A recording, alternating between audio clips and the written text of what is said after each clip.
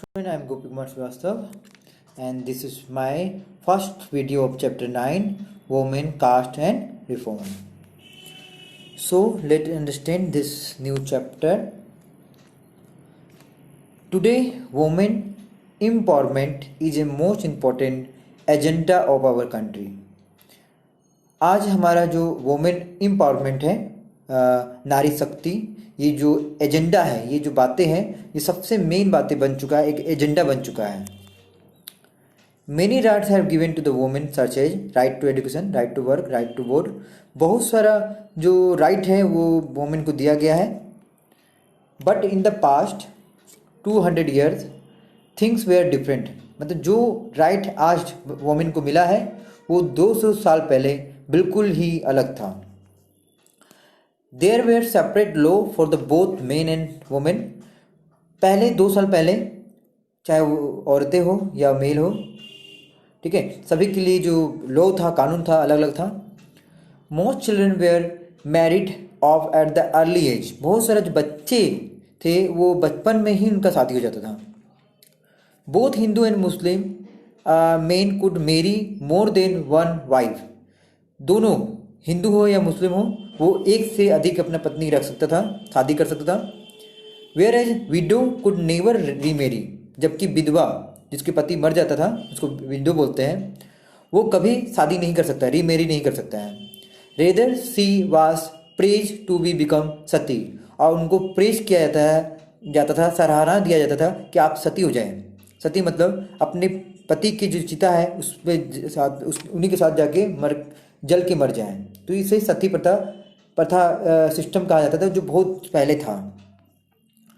Women right to property were also restricted. Women का जो right था पति के मरने के बाद संपत्ति पे, वो भी रिस्ट्रिक्टेड था, उनको नहीं दिया जाता था.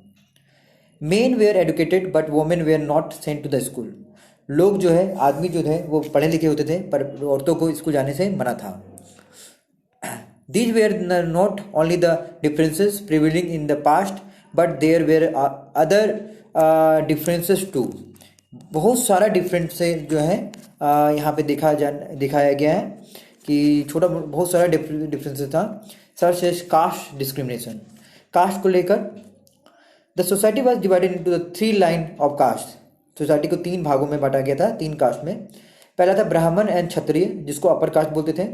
फिर trader and the money lender, जिसको वैश्यास कहते हैं. और पीजेंट एंड द आर्टिसन, जिसे हम लोग शूद्रास कहते थे. तो आप यहाँ देख सकते थे, यहाँ पे हमारा जो कास्ट सिस्टम है वो 3 भागों में बटा हुआ है. ये बड़ी इंपॉर्टेंट है, ये आपसे एग्जाम में पूछा भी जा सकता है. Peasant had to be bear all the following problem.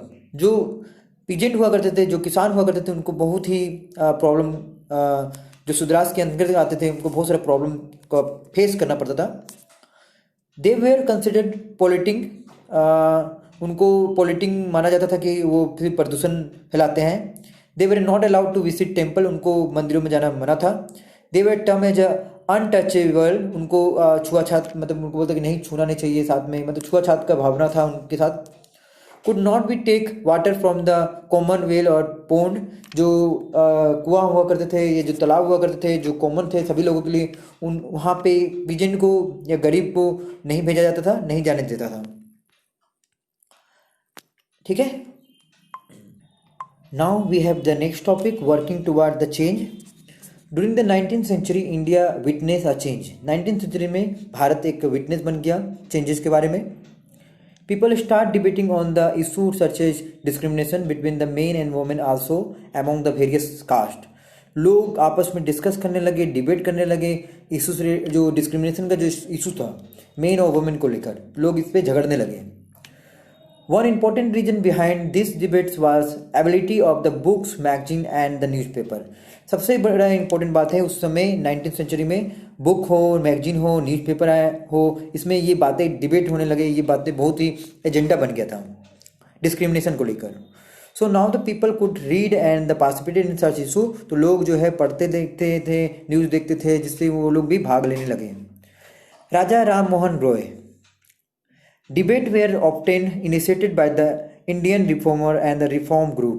जो इस तरह का जो डिबेट है डिस्क्रिमिनेशन को लेकर, वो हमारे भारतीय रिफॉर्मर मतलब हो गया जो सुधारक थे, भारत को सुधारने के लिए, भारत की अर्थव्यवस्था को सुधारने के लिए जो काम किए हैं, उसमें राजा राम मोहन राय का बहुत इंपॉर्टेंट नाम है। वन सर्च रिफॉर्मर वास राजा राम मोहन रॉय, और 1772 से 1833 में के बीच में ये थे। He began a movement against the sati pratha, इन्होंने सती प्रथा के विरुद्ध मूवमेंट कर दिया, मतलब कि विरुद्ध हो गए। Took the help of the ancestors to support his view and because of the effect sati pratha was ban in 1829। उन्होंने पुराने प्राचीन बुक से ये दिखाया, सभी लोगों को बताया कि देखिए प्राचीन में कहीं किसी बुक में नहीं लिखा हुआ है कि सती प्रथा के बारे में।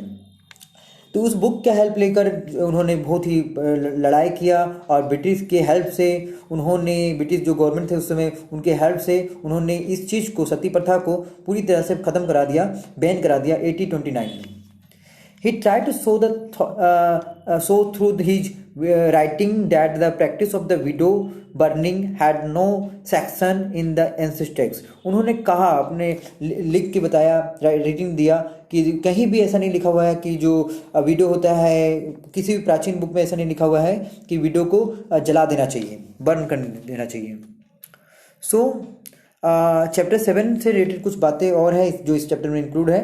Many British officials had also begun to criticize Indian tradition and the custom। बहुत सारे ब्रिटिश ऑफिशियल जो थे, उनको भारत का जो अर्थव्यवस्था था या भारत का जो सिस्टम था धर्म को लेकर, वो बहुत ही अजीब लगता था, क्रिटिसाइज करते थे, उसको बुराई करते थे। They were therefore more than willing to listen to Ram Mohan Roy, इसीलिए उन्होंने ब्रिटिश के जो ऑफिसर थे वो राम मोहन रॉय की बातों को समझते थे। Who was reputed to be a learned man। And 1829 Sati was ban. इस राजा राम मोहन जी के कारण ही सती प्रथा जो है पूरी तरह से बैन हो गया था। Ishwar Chandra Vidyasagar. Now we have next name Ishwar Chandra Vidyasagar. He also took the help of ancestors for the proof that the widow could also remarry. उन्होंने ये प्रूव करने की कोशिश किया कि विडो का शादी भी हो सकता है, पुराने एंसेस्ट बुक को ही लेकर। Hence the Britisher passed the Widow Remarriage Act 1856। तो ब्रिटिशर ने 1856 में रीमेरी का भी जो एक्ट है वो पास कर दिया कि हाँ, जो भी विडो है, जो भी विधवा है, वो फिर से शादी कर सकते हैं। People who supported the widow remarry, बहुत सारे लोगों ने रीमेरी को सपोर्ट किया। By the second half of the 19th century the movement in the favour of widow remarriage spread to the part of the country. मतलब जो ये movement था विडो का रीमेरी को लेकर, शादी को लेकर, ये पूरे देश में फैल गया।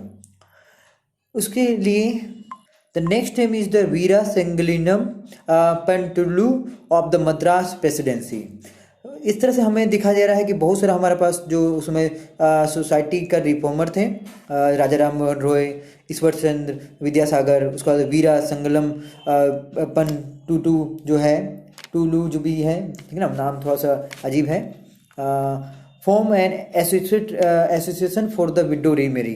तो उन्होंने भी बहुत सारा विडो रीमेरी के लिए बहुत सारा एसोसिएशन, बहुत सारा संस्था का स्थापना किया ताकि उनका शादी हो सके। Reformer of the Bombay Swami Dayanand Saraswati form a reform associated call Arya Samaj also supported widow रीमेरी।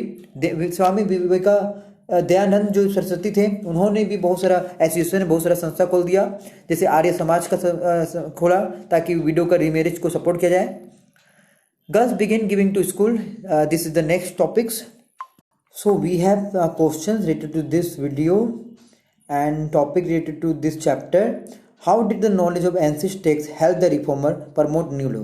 किस प्रकार से जो एंसिस बुक के जो नॉलेज थे, ज्ञान थे, वो ज्ञान रिफॉर्मर को न्यू लॉ पास करने में मदद किया। जैसे आपको याद होगा सती प्रथा को राजा राम मोहन रॉय ने हटाया था, और उसके बाद रीमेरी के लिए जो है वो आपका विद्यासागर ने प्रमोट किया था।